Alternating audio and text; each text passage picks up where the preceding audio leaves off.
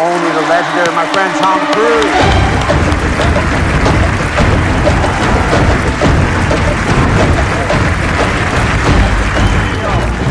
Thank you all so much. I mean, it's a real honor to be here. Now, I'm here to introduce Christopher McQuarrie, who is the Director of the Year.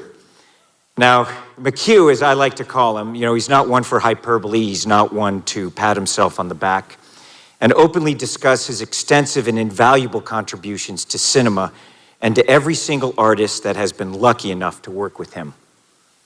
Like the legendary producer Irving Thalberg, who never took credit, once said, "Credit you give yourself is not worth having." But that is why I'm here today, because I want to give credit to where credit is due, to an exceptional artist. Now, I want you to know there's no way that I can fully communicate everything McQ has done in this short period of time that we have today, but I'm going to do my very best to cover a few highlights and just give you a concept of who he is and what he does and what he has done.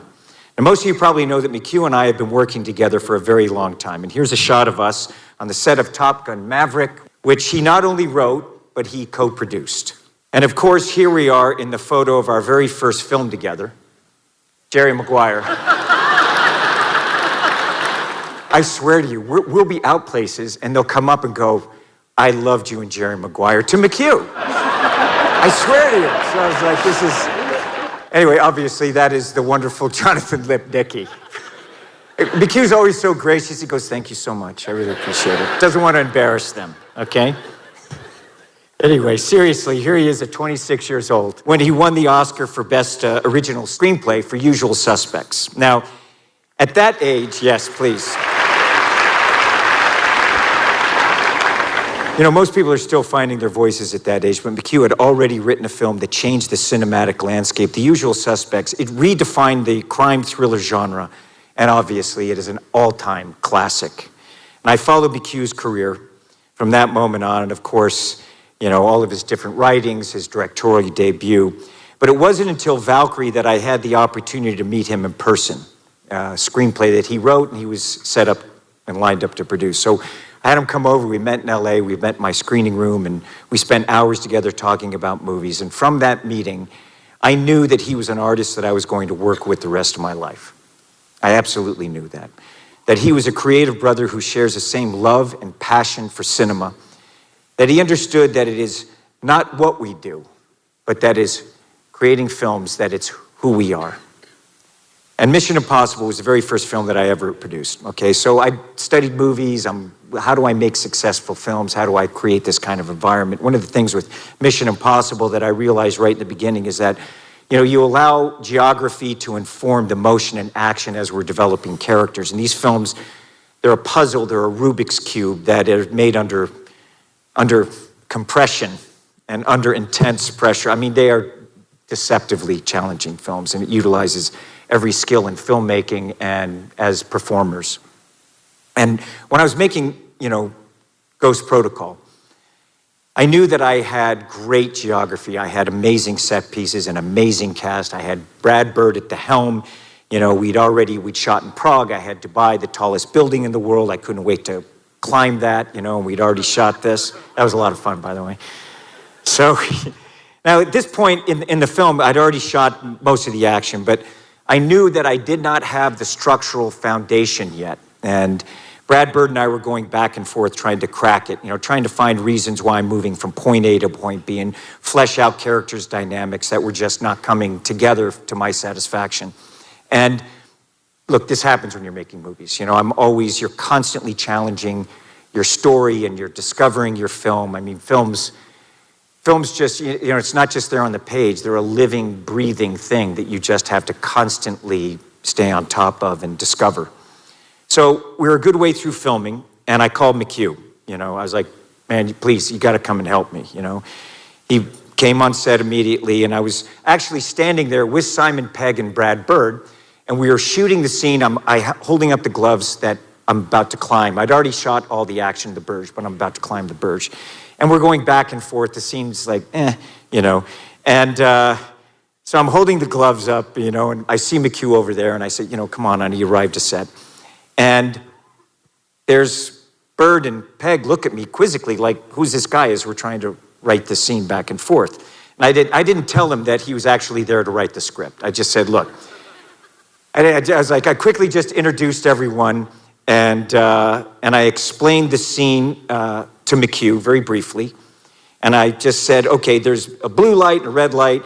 The blue means the gloves are sticking, and I'm able to stick to the wall, and the red means I don't stick. Now listen, without hesitation, McHugh goes, oh, well, blue is glue, red is dead. And then he proceeded to write the entire scene that we shot, like that.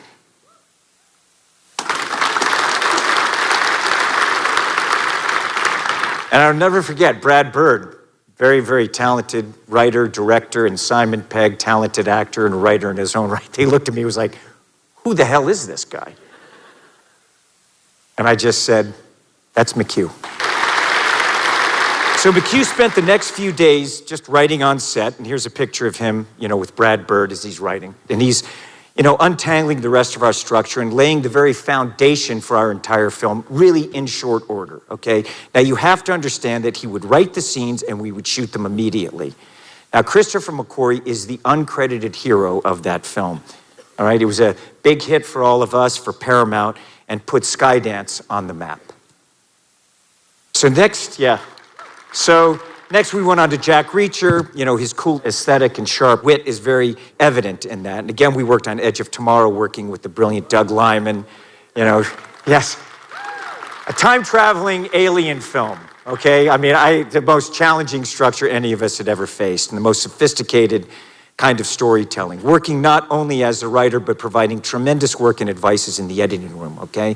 Now, he did the same thing with us on American Made, as well as Top Gun Maverick, and just so many other films.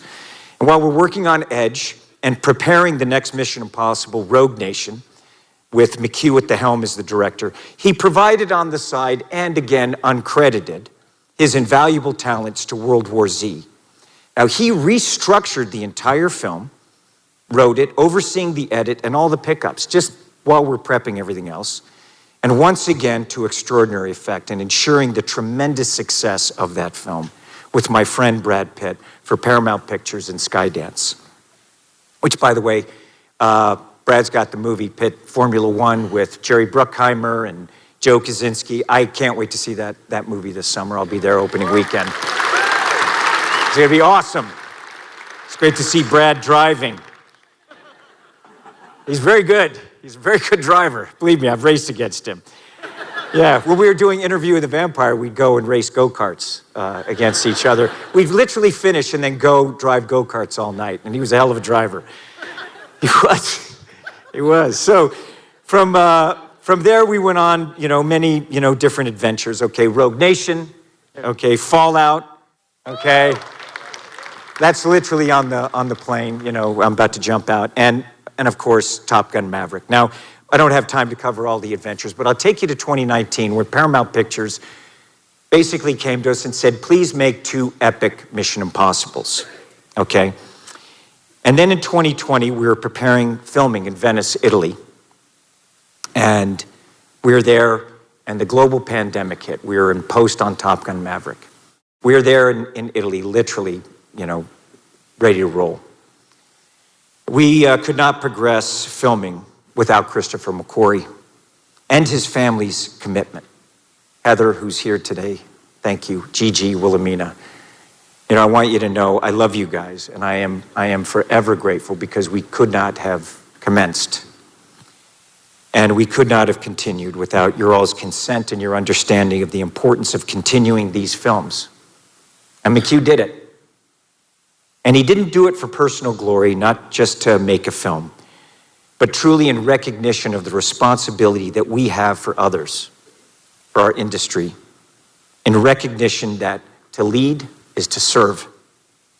We were able to keep people working safely throughout that time period, keep creating, keep educating our industry and countries on how you can continue to film, to create with and during such a devastating time. Now, these obstacles, these challenges, these sacrifices, okay, we all experience these very much so in our own ways, in our own personal lives. But in spite of these barriers, because of Christopher McQuarrie, we were able to keep that show on the road. We were able to deliver Top Gun: Maverick to theaters and these two Mission Impossible films that he wrote, directed, and produced in the face of being shut down several times due to the pandemic and 2 industry strikes. This man forged through it all and was able to create epic adventures for global audiences with the most complex, the most complicated, and the most daring practical action sequences that are literally have ever been filmed in cinema history.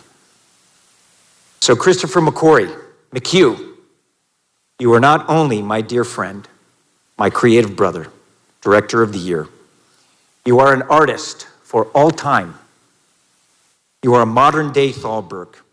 You are our modern-day Thalberg. You are an asset to every artist, studio, and global audience that you live to serve. Ladies and gentlemen, let me introduce you to Christopher McQuarrie, Director of the Year. Thank you.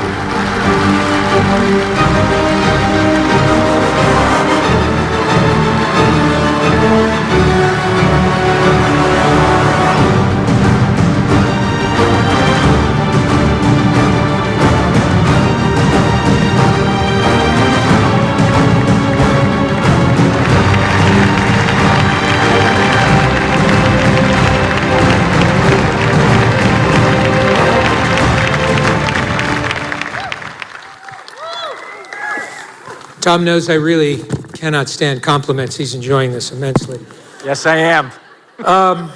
I've written this down, and I'm going to make a mess of it. I have several people to thank, and the first one, obviously, that I want to thank is Tom Cruise.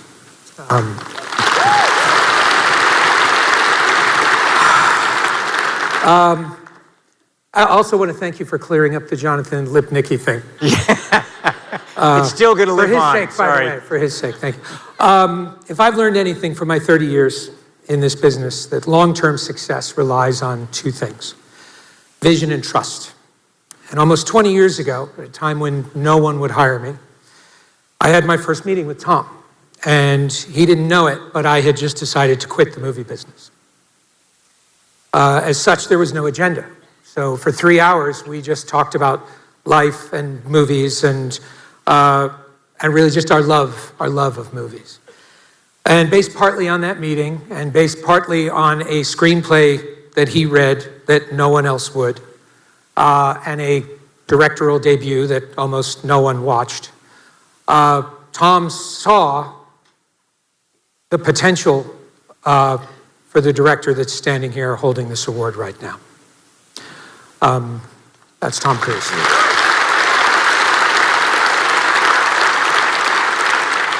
So Tom, I'm here today because of your vision and trust. It's been an honor and a privilege to work with you, to learn from you, and to place you in harm's way for other people's entertainment. But truly, I love you, brother. I really do. And it means the world to me that you've trusted me and that you have supported me, you've pushed me beyond anything I ever thought I was capable of doing. Thank you. Thank you. I really appreciate it. Love you. To paraphrase Tim Burton's Ed Wood, it's the only thing harder than being a dreamer is being the family of one. And I really want to thank my wife, Heather, and our daughters, Gigi and Wilhelmina. Your support, your understanding, the years of enduring the life of circus people. Without you, all of this work, everything we've done would have no meaning. And I love you and thank you for your support. Thank you very much. Of course, my thanks to Michael O'Leary, Mitch Newhouser, Matt Pollack, and the entire Cinema United team for this award. Obviously, thank you very much. And I'm here to thank all of you. I'm here to thank everyone in this room who works every day to keep the cinematic experience alive. We strive to create a fragile, ephemeral magic through story and a shared experience. And it's a medium I love with all of my heart, and it's brought me a lifetime of joy, and it's brought my life purpose. And I really mean it. I thank every one of you for keeping that experience alive. Thank you. That purpose comes down to the audience for whom we work and to whom I offer my deepest gratitude. I speak for Tom and myself when I say we would not be where we are without the audience. And the audience wouldn't be there without you. So thank you very much. Appreciate it.